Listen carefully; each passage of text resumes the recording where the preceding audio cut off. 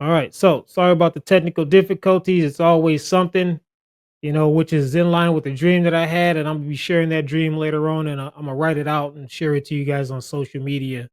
But it's consistent to what's happening today. Let me make sure the sound is fixed.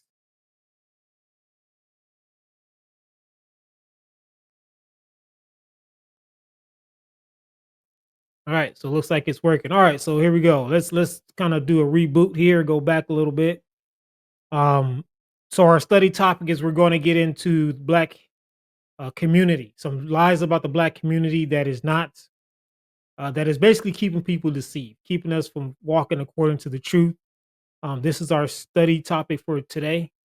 Things that they pray that you don't actually come to know, things you don't actually decide, not necessarily decide, but you're not aware of, right? Because if you don't know what's going on, how can you decide to actually follow or stay away from, or any of the things that we need to do, right? The scripture tells the truth will make you free. Well, if you don't know the truth, then obviously you're not free. So we want to free ourselves up by understanding, by knowing the truth and walking according to such. All right. So again, we're going back to Romans chapter 1, verse 18 through 19. It says, "For the wrath of Yahweh is revealed from heaven against all ungodliness and unrighteousness of men who suppress the truth in unrighteousness, because that which is known about Yahweh is evident within them, for Yahweh made it evident to them." All right. So the evidence is that, or the wrath of the Most High is coming against the unrighteousness of men. All right. And the reason being is because they know the truth. Anybody who comes to tell you they're an atheist, they don't believe, or they don't want to agree with whatever the scripture says, what they're basically doing is rejecting what the Most High showed to them. All right. That's why we have the different changes of you name it. I mean, everything is getting twisted up and around because they are rejecting the evident realities he made known to them, and of course, they're suppressing the truth. All right, Shabbat Shalom to everybody out there. I see you, Patricia. All praise be to the Most High for you joining this here study this Shabbat. All right. So, as I said before, I was put in a digital prison on YouTube because I shared some contents about kids' vaccines and autism. Not deniable, true facts. You can Google it for yourself. But we are at that age where the truth is being suppressed by unrighteous, ungodly men, basically children of Satan who are hell bound. They've agreed to this. They've signed up. They've pledged their allegiance to the devil, and they're looking forward to spending eternity with him. So they're going to get it in while they can. In the meantime, they're going to be tyrannical. They're going to be communists and socialists and block you from sharing the truth. Right? It's a gravy train they're riding right now, all the way to the lake of fire. Right? The world is definitely changing for sure. It's getting worse. That's why censorship is at its greatest level than ever before. This is nothing new in society.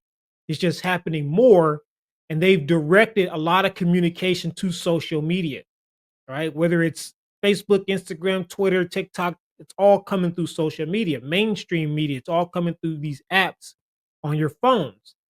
And they're making sure they push it in this direction because you can control the information better versus printing up a newspaper, or you going to the library, or just having one-on-one legitimate conversations with people. If we can put it all into this digital world, then we can control the narrative. We can control what's said, how it's said, and how everything is going. Right. So um, we're going to talk a little bit about censorship to kind of get a little more solid understanding of it, so we can be more effective in what we're talking about tonight. All right, grasping what we're talking about tonight. So it's the changing or the oppression or prohibit of speech or writing that is deemed subversive of the common good. All right, remember common good, right? It occurs in all manifestations of authority to some degree, but in modern times has been it has been a special importance in its relation to government and the rule of law. So basically, this is the overall definition of censorship. And the reason why they say it's more important today is because the government needs to communicate a particular message, or maybe a few messages. And we can't have citizens or people of the community coming in and trying to change, divert, or basically lead people away from the main narrative. We have to have you listening to whatever they say the truth is. So now they do censorship and they call it, they make it's, to them it's perfectly normal, it's perfectly legal, right? They'll use the statement of it's in the interest, the best interest of the of national security that we censor this information. Doesn't matter how true it is. If it doesn't fit their narrative, it affects the national security narrative they created. They're going to censor it, right? Just like what happened to me on social media. I even got kicked off of LinkedIn. All right, so we see here that censorship as a term in English goes back to the office of censor established in Rome in 443 BCE. All right, the officer who conducted the census regulated morals of the citizens, counted and classified. So basically, if you are a citizen and they have you on paper as their citizen, they did the census, they check to see who you are, where you live, what's your name, they regulate the morals of those people. So they tell you what's good, they tell you what's bad. And if you don't obviously follow that, then you get censored. Maybe it could be your speech all the way up into your life, right? They'll take that just to make sure the message is clear. We only allow a certain narrative to get put through the system for the masses, all right? Common good, right? They basically decide what goes and what doesn't go. All right, what is real information and what is false information, all right? But know this, Rome never fell, okay? You got the Roman Colosseum, looks just like the USC Stadium, right? And this is just one of obviously one of the many sports arenas out there. But the same ideology that happened in the days of ancient Rome is happening as we speak here around the world, particularly here in America, right? You got the Roman theater, looks just like Lakewood Church, the whole setup, the same exact thing, right? The structure is created this way for a reason. We need all eyes to listen to the speaker so that the speaker can give you whatever the message is, whatever the narrative may be. Okay. White House, Roman government, same structure, right? I don't have time to go into all the details of what's discussed in these type of political arenas. Like I've said before, I've been in the government. I work for different agencies. I understand the shenanigans than better than a lot of people, than most people, because of my experience. But ultimately, I can tell you much hasn't changed with these entities. Okay, time has. All right, we've technology's progressed, but ultimately the goal still remains the same. Okay, you got your Baptist church and Roman church, the same ordeal. All right, the same issue that you have then, you have now. All right, it's all wrapped up in the same nugget. Okay, so we had in 2020 there was this disinformation governance board that was created. All right, and the objective was to function to protect national security by providing guidance to the Department of Homeland Security agencies on combating misinformation, malinformation, and disinformation that threaten Homeland Security. All right, so we this is basically what we were talking about before. There was an organization before that got a real negative light throughout society called the Ministry of Truth. It wasn't a U.S. or an American deal, but they were basically trying to paint the picture as such. Those who were the critics of this type of regime that was being created, but it was called the Disinformation Governance Board, which was supposed to be dissolved, according to research back in only a few months later, in August 2022. But nothing truly gets dissolved. As I just showed you before, Rome never fell. It's still happening today. Basically, they just simply passed the buck. All right. They change who runs what. They pass things off. Nothing actually gets done away with in the government. It never works that way. I know because I've worked for several agencies. Right.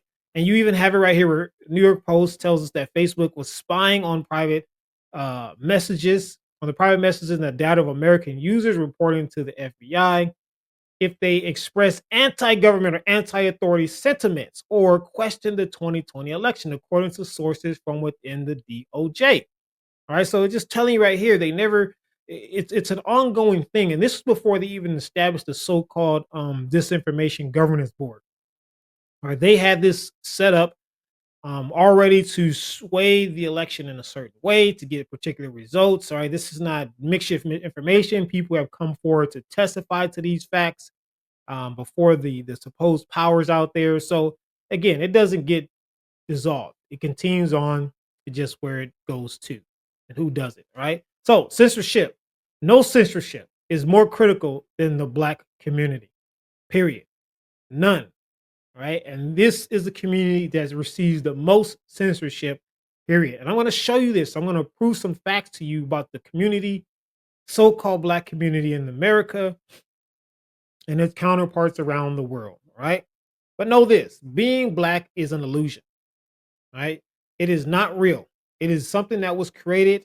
And I'm going to show you this based on the evidence that you can find for yourself. And I'm sure if you grew up, live in, or been a part of these Black communities, and you're going to be able to attest to what I'm going to talk about tonight. All right. So, but first and foremost, let's start off with this terminology of race. All right. The Europeans of the 1500s, the term race actually referred to kinsmen. Right. Kinsmen meaning people who are in the same bloodline as you, their relationship. This is, kin to me. All right. This is my kin. This is somebody who's actually related to me. Right. This is what the word race meant then.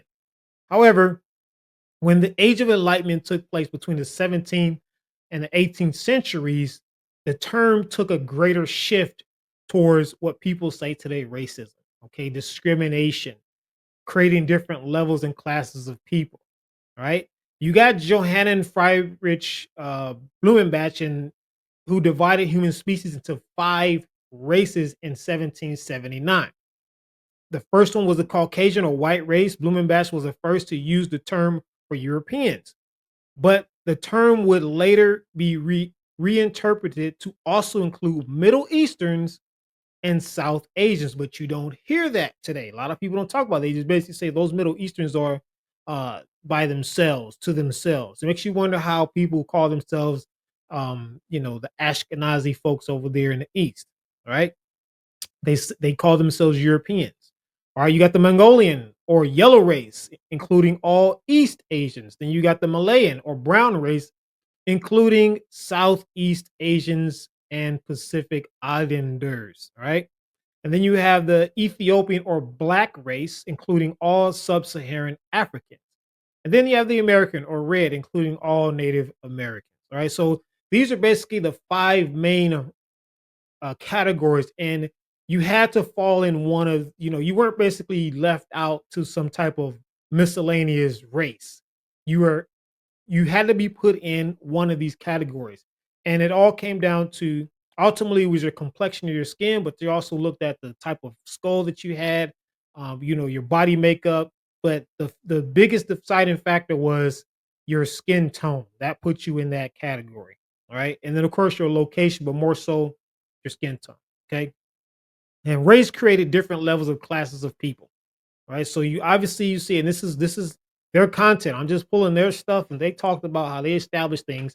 Right here, they show the Europeans or Caucasians were at the top of the list, and you have those of the Asian descent or somewhere along Malayan or Asian brown descent in the middle, and at the bottom was the African American, Black, Native American. Right, this is the hierarchy that they established in the 17th, 18th century, the Enlightenment movement. When they got enlightened on how to do things, right?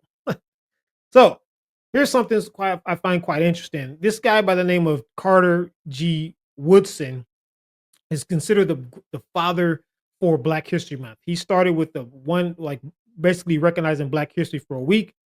And he has a quote that says, "For me, education means to inspire people to live more abundantly, right? To learn to begin with life as they find it and make it better."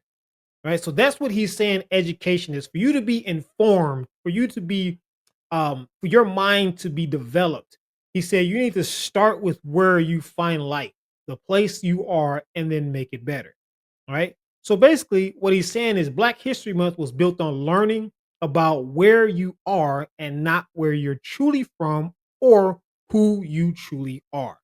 It was never about going back to the actual pinpointing the lineage of the people who came through the transatlantic slave trade, right? It was about bringing you to a nation, wiping out the ideology of you living pagan, your pagan ritual lifestyle that they called it. They said it was pagan, and it was more so of you when you're born, wherever you're born at, learn from that, take that spot, learn from that place, and then go from there. Right? Very detrimental. Right? So the holidays that or what the so-called black people have, are basically concocted holidays. They are constructed days. They didn't exist in times before the Hebrew people or the so-called black people came to America or were scattered around nations. Even the Kwanzaa holiday was started by a black activist here in this nation, right? Supposed black individual. So, when I use the term black, as I'm sharing this today, understand that I'm not talking about black as a definitive people, and I'm exposing that today in this truth, all right? And want you guys to really understand that. So when you hear me say it, I don't refer to, oh yeah, these are black people over here. No, we all are from different tribes, tongues, nations, different, basically different places in that aspect. All right. So again, Shabbat Shalom, everybody. Earl, Terrence, I see you out there. All praise be to the Most High for allowing you guys to come in for this study. All right. So continuing on, everything that we know, I've come to know, grown to know about the black uh, uh, community, black organizations, the black race is constructed. It is a facade from your politics to churches, your sports, your education. These are all things that didn't exist until they were created in this nation, right? The particular opportunities that they give and the type of fights that they put in front of you, the type of goals that they say you can have, and the type of worship you do didn't exist until it was constructed in this nation. All right. So let's talk about the black foods and how this is also an illusion. All right. Everything from snacks to fast food to the candy you like, it's all fake. It's not real. All right. You can go and fill up on 4 bags of chips and still be hungry 5 minutes later. All right. You can go to McDonald's and bust out that $17 number one meal that they're charging now, or some candy or whatever the case may be. And you're not only still hungry, but because this stuff is actually fake, it's not real food, it doesn't have any real nutrition in it. You're basically putting your body in a very detrimental state. And we all probably know this because we see it, we've experienced it, we hear about it in the news. At this point, it should be no mystery that if you go get you some fried chicken from KFC or churches, how you gonna feel once you're done eating? You probably want to go to sleep if your blood pressure isn't too high. Whatever happens when you eat this type of stuff. All right. So I brought up a few little food items. I want to look at some of the ingredients to show you that you're not actually consuming real food. You're consuming the illusion of food. You got, the cheaper hot dogs, the classic jumbo franks that people are typically, especially those who are going to do the holiday this weekend, celebrating the holiday. They probably bought these things all up. But you got not only you have 3 different type of meats in this hot dog. You got pork, beef, and chicken. Okay. You also have sodium nitrate. It's a poison to your system, right? That's why some of the meats say there is no sodium nitrate. Okay. Because they know that it's detrimental to your body. Obviously, you're eating pork, beef, and chicken at the same time, you're going to have some issues. Period, especially when it's mechanically separated and how they create it and what they do to raise these animals, right? So Kool-Aid, right? Who didn't get Kool-Aid growing up? I know we used to kill some Kool-Aid all day long. I mean, I remember going to school and people would put Kool-Aid on their wrist or their hand and they would lick it off their hand. Um, I thought that was ghetto. Why would just put it in a cup and drink it? But that's what it became a trend, a thing where I grew up at.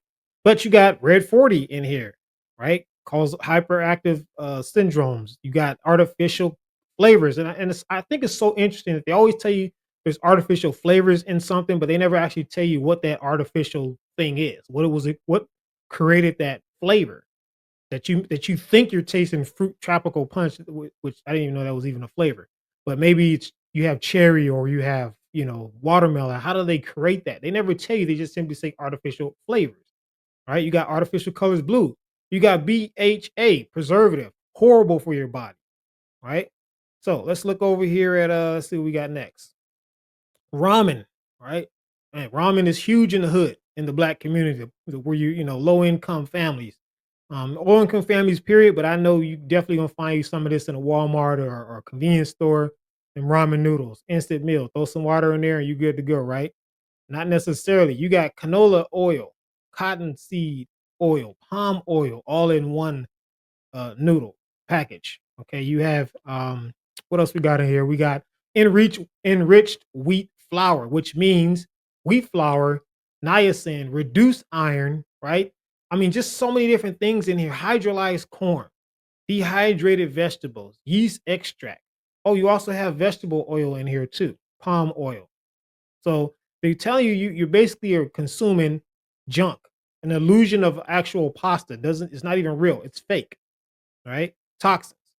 What about them hot dog buns, right? You can't get hot dogs and not have hot dog buns. So we got enriched wheat flour, which is flour, malted barley, flour reduced iron, flour malted malted barley flour, reduced iron, niacin, right? Yeast extract. Check out the vegetable oils here: soybean, sunflower, and or canola oil. So you can have a whole bunch of canola oil, or you can have all three. You got some, you don't know what you got in here. They just let you know it's something. You're gonna get some of something. All right. So I mean, we can go on and on about the foods and the things that they serve, but in the end of the day, it's all an illusion. It's not real. And that's why it's so cheap, because it's fake. And they know that who can afford these foods, who have been able to afford these foods for centuries, especially if you're on government assistance, right? You're not banking it. So you got to go spend where you are able to buy, and buy what you're able to, spend what you're able to get. All right. So let's talk about the black community and this tremendous illusion here about a black community. Is no such thing. It's all facade. Right? Martin Luther King Boulevard. This is the only topic I'm going to discuss is the MLK Boulevard. Right? Because this you probably should know this if you grew up in one of these communities.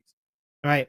I was able to get, what is that, 12 different articles within the last uh 2 months or less of a different MLK street, aka the hood, where someone was shot and killed. I'm talking about MLK in Florida, MLK in Atlanta, MLK in California, right? In Los Angeles, in Chapel Hill. I mean, you have all these different incidents that happen on the street that's in the same type of community where people are being killed typically by one another. But we call this a community. What kind of community is this? It sounds like a zoo, right? And this is not by accident. There is a reason why the man who spent years marching for civil rights and freedom, he gets assassinated. Now they turn him into a holiday, and they put his name on particular streets where you got your low income housing, your Section 8, and of course where all your food stamps flow. And with you have drugs, you have prostitution, and of course all kind of gangs and killings that take place in these communities. This is by design. So if you've been in these communities, you know where to go, right? Or where not to go if you don't want to deal with certain problems and dramas. It doesn't say crime doesn't happen in other cities, but it's not, like, again, it's not a coincidence that in every one of these MLK cities, no matter where you go or streets in these cities, you're going to find the same type of craziness that's happened, what they call the black community, right? Absolutely ridiculous. All right, so let's talk about the black heroes. This topic may seem a little insensitive, but it's not. I don't mean any type of slight or disrespect, but I want to talk about this because we need to, again, address these truths in these end times. Right? We got Rodney King, hero for the community. Right? LAPD beat him down. He ended up winning this lawsuit, and in the process, big things happened. Right? City was tore up. You got Mike Brown. Right? I don't know if you know about Mike Brown, but his story was apparently he was shot in the back. Right? Now, this is one of the stories I follow really closely. because I was in law enforcement at the time, and they've had to respond to some potential and a couple of incidents or riots we were looking at being a part of or trying to stop or be there to stop. And I can tell you based on the four different investigations, private, state, federal, and there was another one, but they all came to the conclusion that the stories didn't line up of what they said happened, that he was basically a victim of police brutality. And the people who claimed to see this and were witnesses of it, once they found the investigations to come out to prove otherwise, they all recanted on their story. So again, this gentleman here, this gentleman had a record and he was doing some very violent stuff. In fact, he did some very violent stuff before this incident even occurred. Right.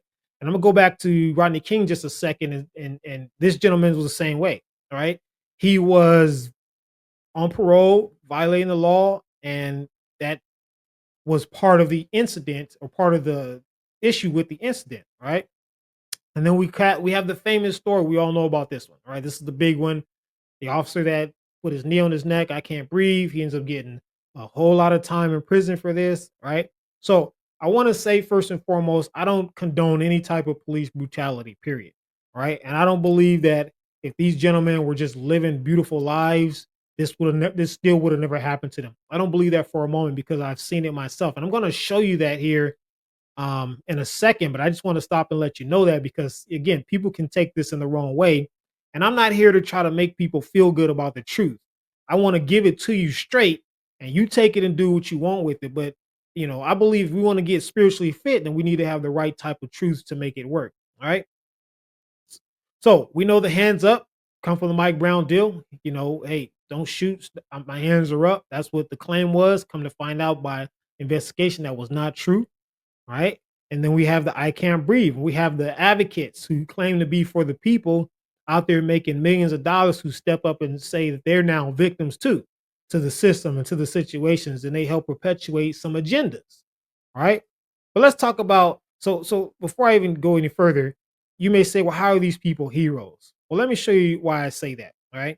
When you look at these people here, Martin Luther King, or you have the astronauts, Muhammad Ali, you have individuals here. A lot of these people are gatekeepers or were gatekeepers to the black community. That's how they got the platforms to do and say what they did. They either became a gatekeeper or they were allowed through the gate by the keepers. Okay, they got access. And it's not for every last one of them, but they're for significant people who maintain large platforms over time because they needed people relatable to push agendas. It had to occur.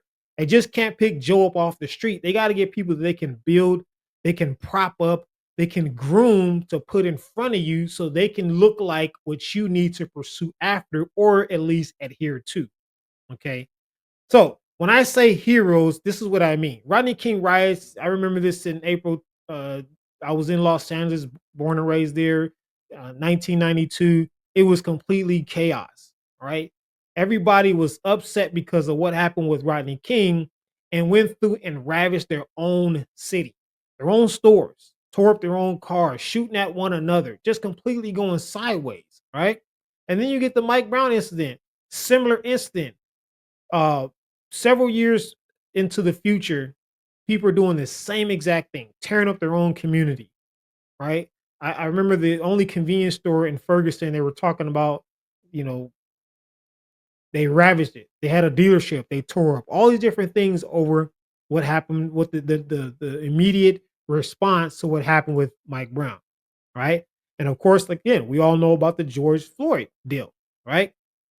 People went sideways. And this wasn't just, Ferguson kind of hit a few cities around the world. But when it came to the George Floyd, man, everybody was going sideways. All states just blew up. And not all states, but major states, particularly the states that aren't gun friendly, it just went sideways and people were tearing up stuff. And some happened in other states too, like in Georgia. I remember um, the different events that were occurring out here that they were trying to keep people from actually doing. But ultimately, we see I call these people hero because look at how they can get these folks to leave their jobs, all right, leave their kids at home, step away from studying for your exam the next day, or preparing for work, or whatever it is that you normally do to make life work for you, they can get you up and come out into the community and tear up your own community in response to what happened to these individuals who didn't have the cleanest of records, right? Were involved in activities, and some of them had substance in their system that could have very well helped. And I'm not a doctor, so I'm not going to go off into that. But I would think if you have fentanyl in your system, you're going to do things that you probably wouldn't normally do. All right. If you have some type of foreign substance inside of your body, you're going to respond the way you shouldn't. Again, does that justify what happened to them? Absolutely not.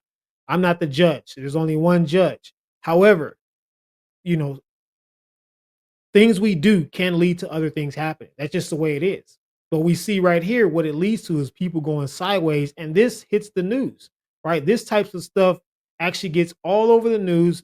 It's the big headlines on the that covers these stories all day long. But here's my problem, and here should be a problem for you too.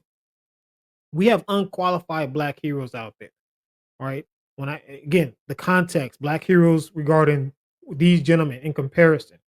All right, we have a gentleman by the name of Anthony Hill, March 2015. He was an airman, fatally shot by police officer Robert Olson. Suffered from mental illness and was naked and unarmed at the time of the incident. All right. We also have Elijah McClain, August 2019, illegally injected with 500 milligrams of ketamine by the paramedics after being forcefully detained by police officers. Right. Then you have EJ Bradford Jr., November 2018, shot 3 times from behind, and killed by Hoover police officer David Alexander on the night of Thanksgiving, mistaken for an active shooter. Right. They thought he was the guy shooting, in the day he was actually trying to help, and he was just killed, shot from the back. All right. Then you got William Chapman, September 2016.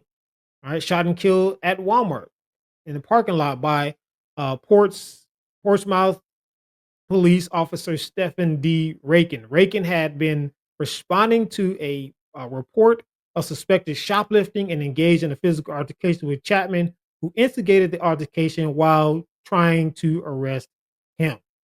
Okay. And then you have most recently, we have Roger Fortson, excuse me, May 2024, fatally shot in his home by Okaloosa County Sheriff's deputy after knocking on the wrong door.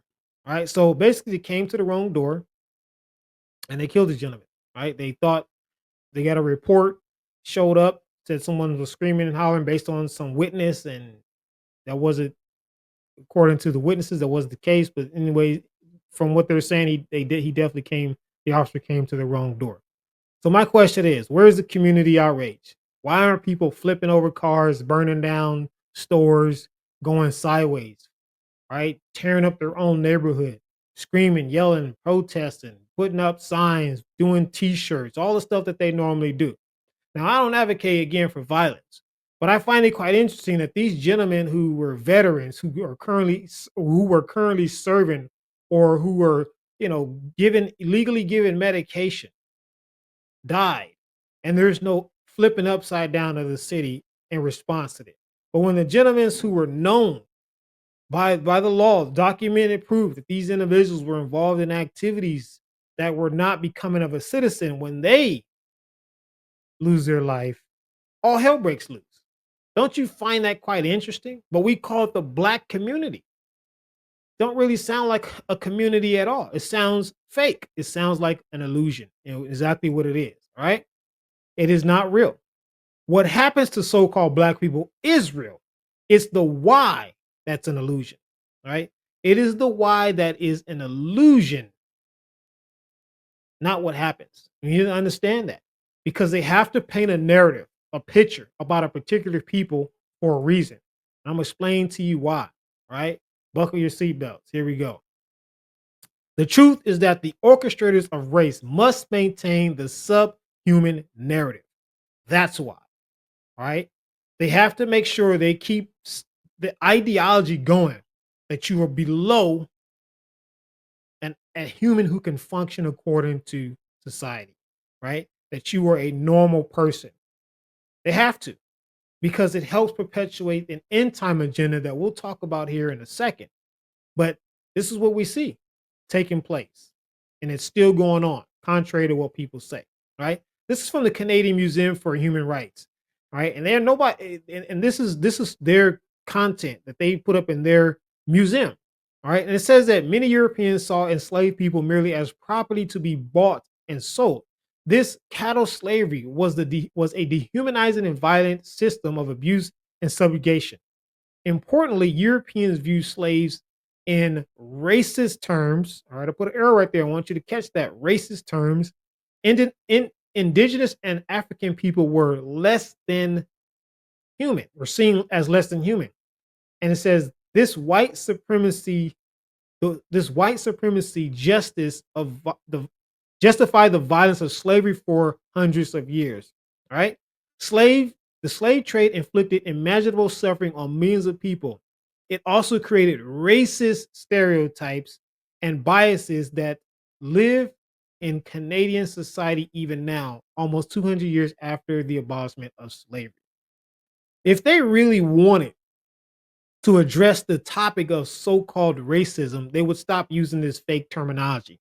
They would go back to the ideology that they originally had, which made more sense of race being kinsmen, not race being hierarchy, right? Bringing you down or maybe bringing you up, depending on what race category you are.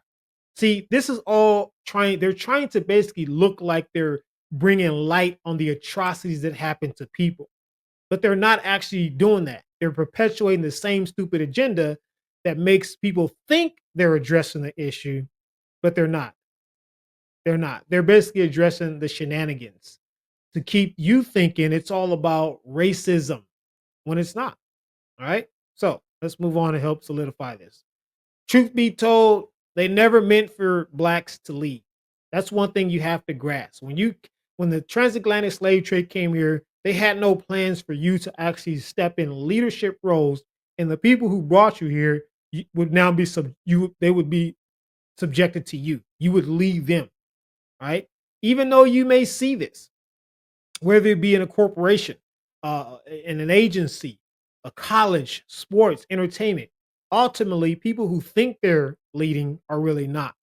Are people who know a lot of people know they're not leading anyways. I talk to a lot of folks all the time in high level positions in different entities, and they tell me, yeah, we're just where we are. We just don't have the chains back in the day. Okay. They never planned on it. It was no goal for you to take charge, lead in anything. You were basically product that they brought across the transatlantic ocean, so that you can be put into a business factory of building, creating, and being subjected to. Okay. The truth is this: the end times has always been about the Negro or blacks, and they don't want you to know it. That's the truth. That's the reason why they continue to perpetuate agendas that don't even make any sense.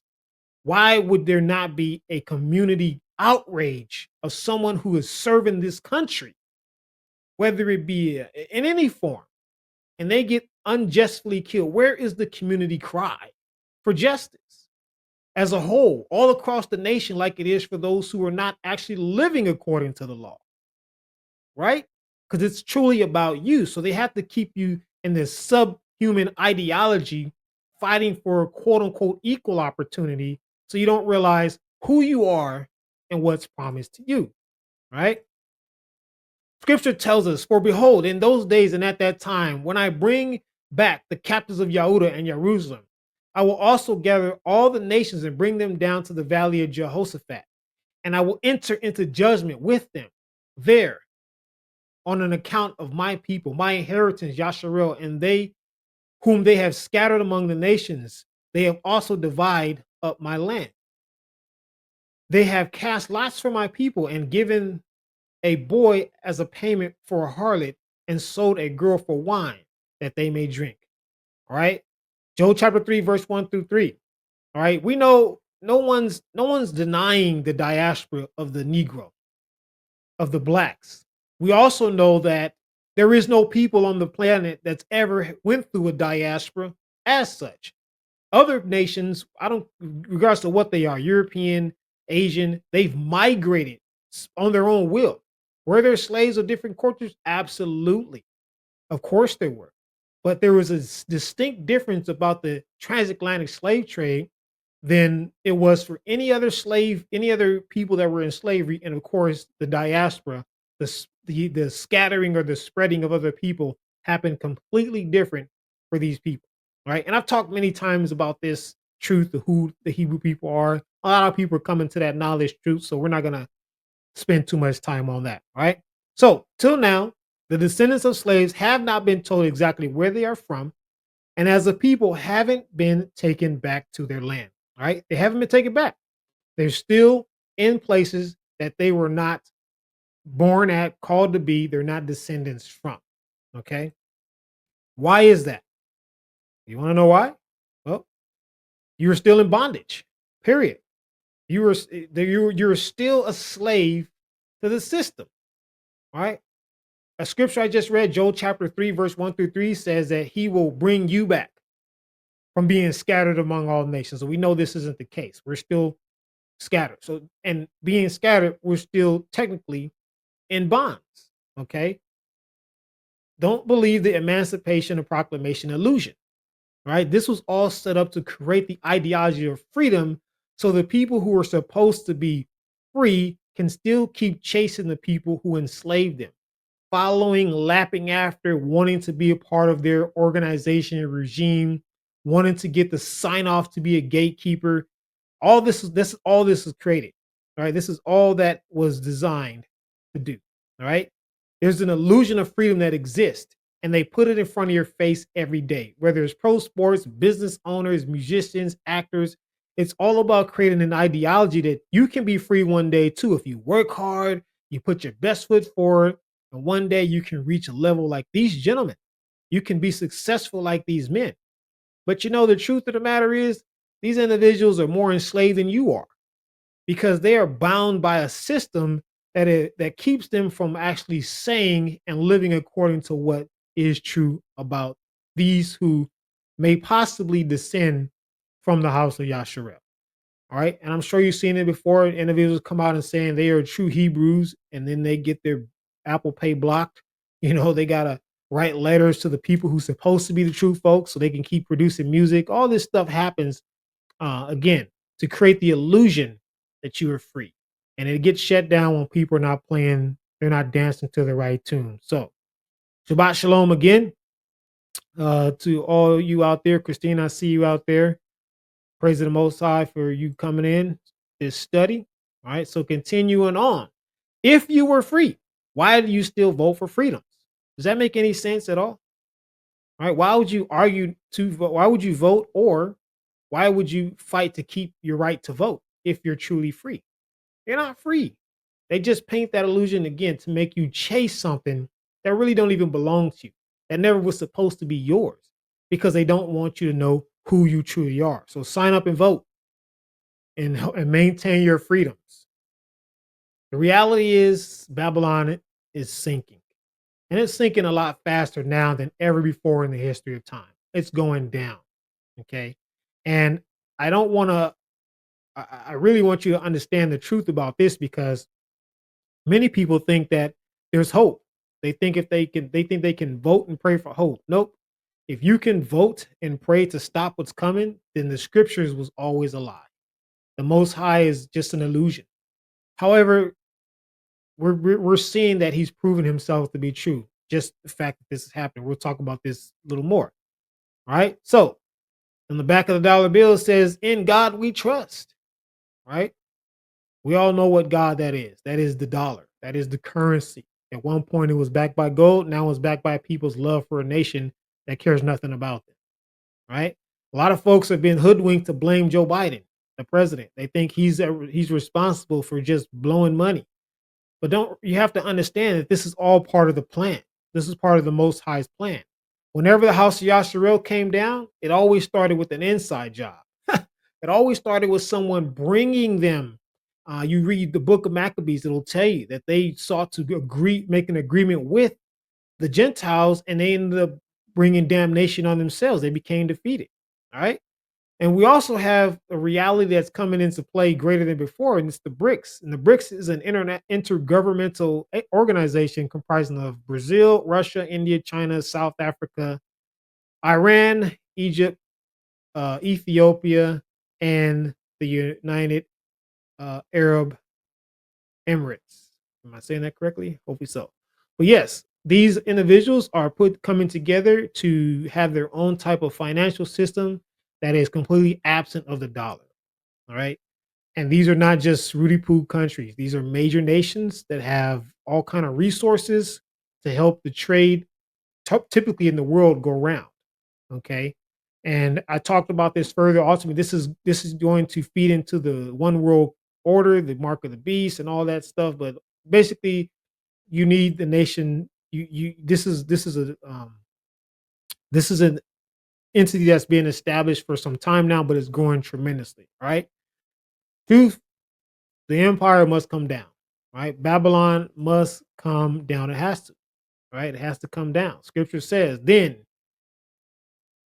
he said to Abram, know certainly that your descendants will be strangers in a land that is not theirs, and will serve them, and they will afflict them 400 years.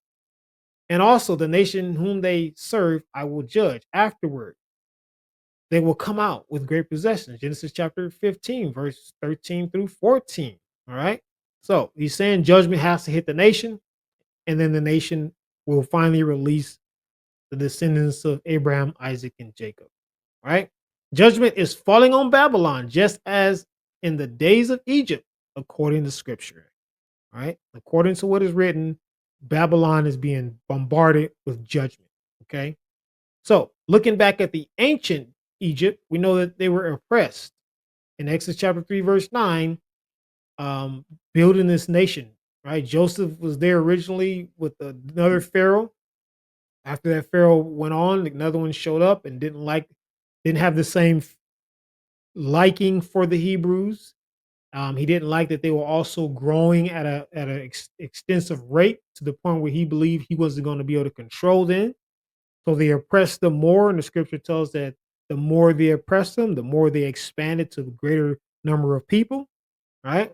And we know the Most High heard their cry and eventually sent Moshe and Aaron to speak to Pharaoh, and Pharaoh basically refused to let them go. Right? And you can find the 10 plagues that were released in Exodus chapter 7, 11, and 10. Right? So, and these plagues came out, 10 of them, so that the Most High can prove who He is and who His people are. Right? He said and also He said the Pharaoh's not going to let you go until I lay my hand on this nation, and that's what we're seeing right now. We're seeing the hand of the Most High being laid on Babylon as we speak. All right. So when we look at this time in ancient Egypt, we know that Exodus chapter 10, verse 1 through 20 talks about the eighth plague that hit, which was locusts. Right? The locusts hit the land and devoured what was left from the other plagues, the type of crops and food that was there. The locusts came and finished off the rest that was there in the nation, right? And locusts was sent to ultimately create a famine to eat up, so they couldn't produce more. The crops could not produce further, be nothing left unless you had a taste for locusts or something. Basically, it was nothing to eat. You couldn't create any more, grow any more grain to make um, bread, flour, and whatnot. Right. So we see, according to scripture, this is happening to the nations where the Yahweh Yasharel was afflicted. Right. Yahweh of hosts has sworn by himself, surely I will fill you, Babylon, with men as with locusts, and they will lift up a shout against you. Jeremiah 51, verse 14. So I took this map. I don't remember the website particularly I got it from, but they were explaining, you see the highlighted areas where the nations are expanding drastically, and foreigners that come in there, particularly from the East and different nations from Africa, but they're coming to there, filling up the land and eating up the crop. Right? They're coming in like locusts, right? And we see this happening in America. More and more immigrants are hitting the borders by the hundreds and thousands and millions, and they are being given a host of amenities at the expense of taxpayers.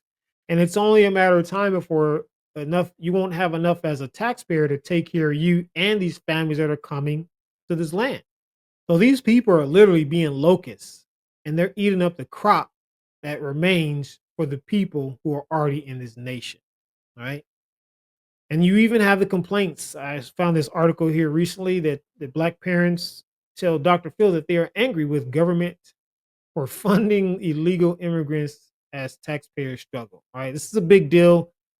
Chicago, New York, America. LA. People are hot that this is taking place.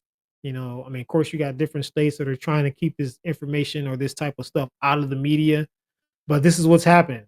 We who pay taxes are paying for the locusts to come here and eat up the crop. How biblically interesting is that? Right. So the next plague we had, Exodus chapter 10, verse 21 through 29, tells the ninth plague was complete darkness. Right.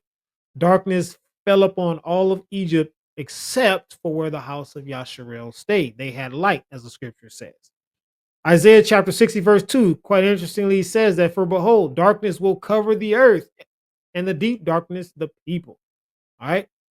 Darkness. What type of darkness is happening in Babylon now? People can't figure out the way, period. They don't know about the gender, the economy. They don't know if we're in a recession or recovery, which political candidate to take. These are just four of the many dark things that are taking place where people don't know how to walk. They don't know where to go. They don't know what to say, who to talk to. They're trying to figure stuff out. And again, I talk to people a whole lot outside of the fake digital world that they created social media. And people like instant times, they don't know what to do. It's crazy. What do we do? Where do we go? How do we fix this? Right? Darkness is falling all over the nation, all over the world, actually. All right. So then we got the Exodus chapter 11, verse 1 through 20 talks about the final plague, which is the death angel. Came in and wiped out all the firstborn who weren't covered. Right. We are seeing this happen now. And it's more to come. More to come. And you know that because the scripture says, and it will come to pass that in all the land, says Yahuwah, that 2/3 in it will be cut off and die, and 1/3 will be left in it. Zechariah chapter 13, verse 8. Judgment. All right. This is the end of the age, modern day, final death angel type prophecy, equivalent to what happened in the days of Egypt. All right. Much more of this. I've talked about this again before. Second Ezra chapter 15 and 16 gives very great detail about who, what, when, where, how they're going to do what they're going to do, who these people are. All right. And after the Exodus came, or excuse me, after the final plague was the wilderness. They went into the wilderness, right? Of course, they had to get through the Red Sea that was parted and swallow up the enemies that pursued them. They didn't want to let them go. Pharaoh didn't want to let them go, and he had to let go of his life. All right. So where are we at now? Babylon conquered by Persia in 539 BCE. The Persians then today they are the Iranian people, right? And I don't know if you follow the news enough, but I've shared the content quite often about how these people are coming through the border as well, right? Many people are got their eyes out looking for the armies of other these nations to come and bring wreak havoc here according to scripture. But the truth is, these folks are already here, right? The plagues are already taking place. These nations will come, but we're already at that place where, the evidence is showing the times we're living in and what's getting ready to befall this nation. Could it be this year? Could it be the election, after the election, 10 years from now? As I said before, I don't put dates on anything unless the Most High shows me clearly a date. I don't put a date on it, but I've learned to live like it's happening as we speak, right? To not live according to the patterns of this world, to be set apart, Kodesh, right? Not walking according to the nonsense. coming out of churchianity and all the different things I used to do, sports, going to the movie theaters, all this stuff. I don't do it anymore. Right? There's enough going on. People are getting hurt, losing their life, just trying to be entertained. For what? Right? So to kind of solidify this, there's an article that was um, done back in January 2024. It says unchecked Muslim immigrants is transforming Europe. Right? It says that 30% are Islamic in England. Right? England, and they are chanting. Uh, the article says that the entire stadium shouting the Islamic. I think you say tikbir, the submission cry of infidels. Right? So it's happening as we speak. You know, is and as much as people like to think you can vote to change stuff, again, you're basically saying the Most High is either lying or incapable of doing what He said He's going to do. Right? So why would you hold on to a knowingly sinking ship if you truly knew whose you are, who you are, and what is waiting on you? What is in the wings for those whom He had promised? Right? He had promised that they would be able to reign in the kingdom to come. He promised that they will be kept in this hour. He even promised that if you were to not live through this deal, that you would be able to come back again through the resurrection. But yet the ship is sinking fast, faster than ever, and people are holding on to it like it's going to ride out and they're going to make it in to shore. Nope, it's not going to happen. Being set apart is a vital thing.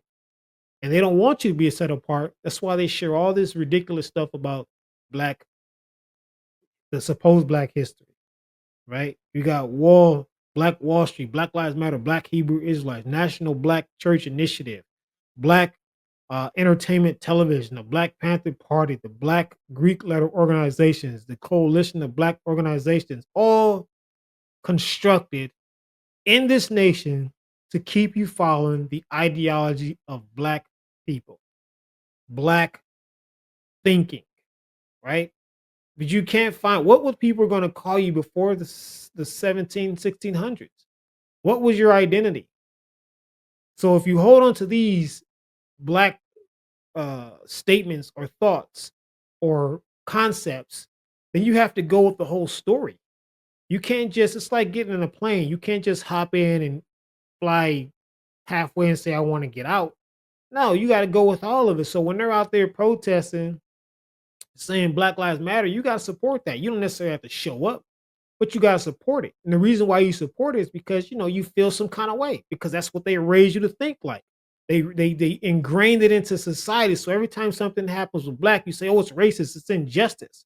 But we don't go as far enough to look into who people are actually going up, who are actually they encourage you to go stand out and tear up your own city for.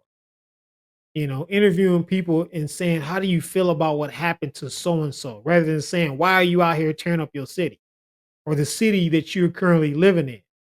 Right? That's the kind of the information that they don't want you to have and ask you.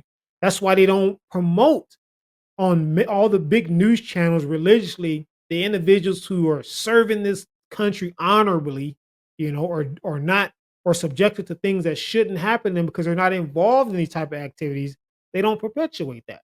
They have to keep that subhuman narrative going. So you think that the worst case scenario is that you may not actually, uh, you know, get rich or get a degree or make it to the NFL or own a business or be a entrepreneur, right?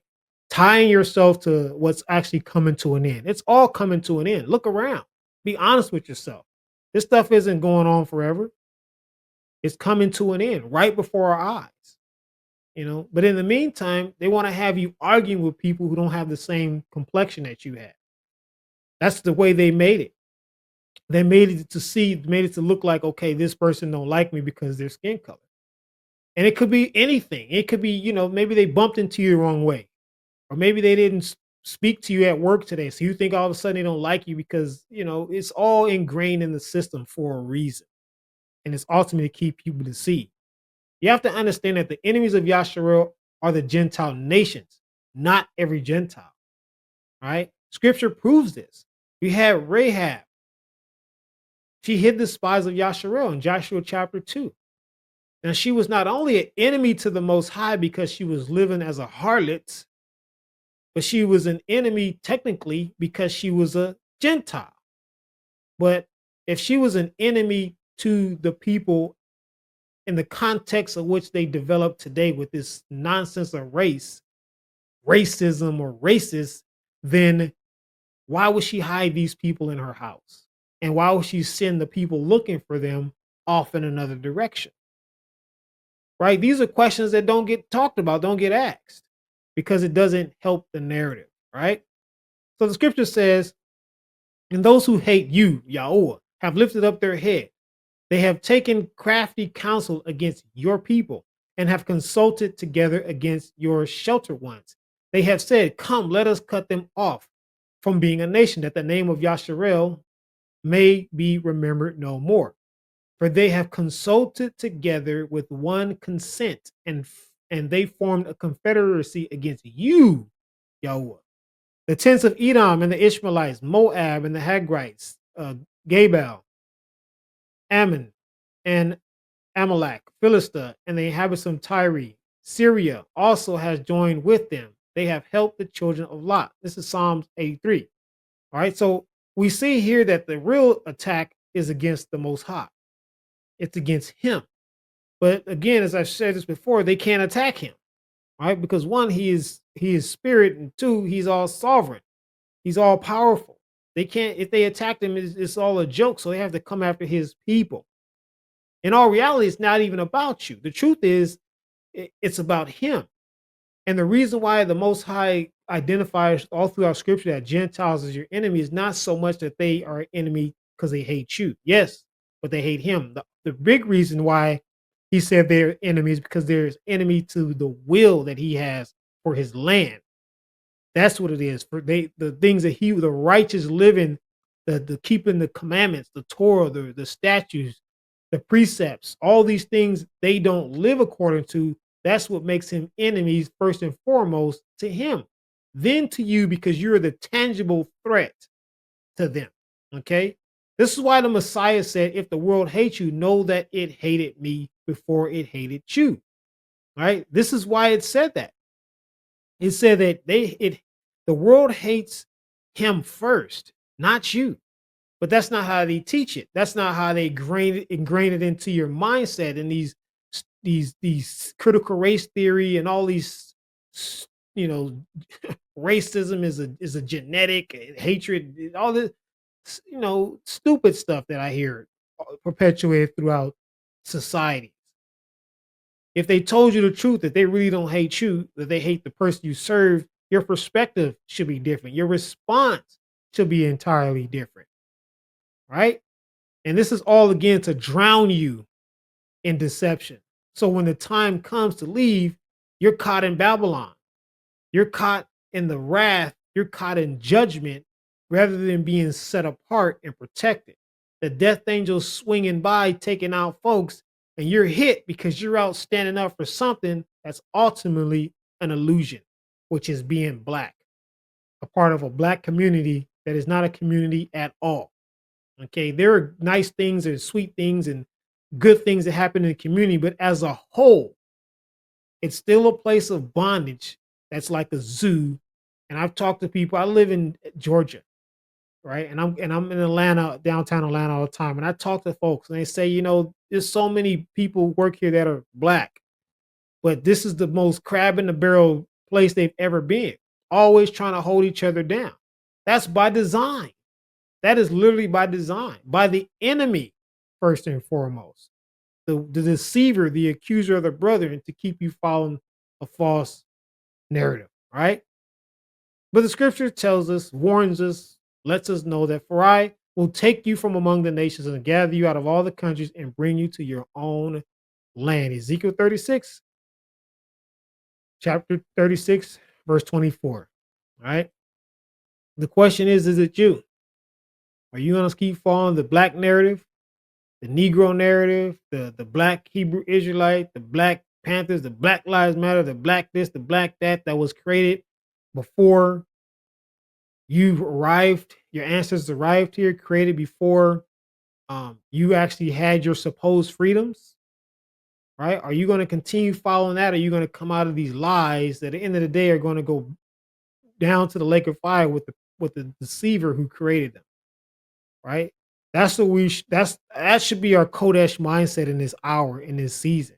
We got to come away from it altogether, right? We can't identify ourselves with what the Most High doesn't even identify us with. Black is like this background to this slide right here. It's a color. It's not a people. It's not an organized. It's not a nation. Period. Right? It was concocted. It was constructed to lead you to the lake of fire, to lead you to disobeying the Most High, to not come out of stiff neckedness. And make no mistake about it, there are people who look just like, or who are Gentiles that look just like Hebrews, skin tone, attitude, the whole 9 yards. And it's all set up that way to fool you. It's all set up that way. But what I love about it is the Most High is just like He's allowing me to share this truth. There's other people sharing this truth as we speak about the realities of who we are as a people and what the Most High has promised. And it doesn't matter how much we try to run away from it, ignore it, shut our eyes, or close our ears, stuff our ears, or whatever. We're all going to receive it. We're all going to get a chance to accept the truth. Right? That's why there's a judgment day. There is no such thing as a just judge bringing you before the court to try you for crimes committed if you didn't know it was a crime. He has to inform you, give you the information, show you the violations, give you time, chance, opportunity to live according to such. And if you refuse, yeah, you're going to court and then you're going to have to answer. And unfortunately, he's not going to like your response. In fact, he won't accept any response. There's a remnant in this hour that is speaking the right truth. And our job is to yield to that truth. And this is why we need the Ruach HaKodesh, the Spirit of the Most High, so we can not only decipher what is an illusion and what's reality, we can live according to what reality is. We can have the willpower, the spiritual willpower to reject lies, deception, right? So all praises be to the Most High, as I said before. Please save the website, williambrooks.org. I'm probably going to get kicked off of YouTube here soon. Facebook shadow bans the heck out of me. All my ratings go completely down. The what do you call that? The analytics, it's dropping drastically because truth is going forward. They don't like it. It doesn't fit their narrative. They want you to walk around blind and black, right? Or blind and white, because white ain't a narrative. White is not a race either. It's all concocted, constructed. All right. So again, Shabbat Shalom. See you out there. All my family members, whether you are Hebrew grafted in, I praise the Most High for you. I pray that you will get that opportunity to rest on this Shabbat, and you will take it to heart to honor Him and put Him first, and remember that His will be done. Period. All right. No matter how we want to, we can either yield to His will in this age or be forced to live according to it in contempt. It's His written word. He's going to make sure, because He is sovereign, and no one goes above His throne. Period. No matter how much they may think, no matter how much they may try, it's not going to happen. Right. So again, all praise be to the Father for you having an opportunity to come here to hear this truth. I pray that it saturates your soul with edification, builds you up, so that way when you go out and fight, or you're at home fighting the enemy trying to come in between your marriage, your job, your finances, that you can speak the truth, knowing what's coming on the other side of this ridiculous age that is coming to an end faster than it's ever been before. All right. Hey, remember, keep the Most High first, and always be blessed. Hamashiach, Hamashiach, that thy side will stand, and it always praise thy name, praise thy name, praise thy name, to heaven. our hearts and hands to help and increase the faith. Ooh, your heart, the honor, yeah, of a Mashiach goes forth. Your loyalty, loyalty, loyalty. So cheer for dear Mashiach, lead on to victory. Ooh, all aboard,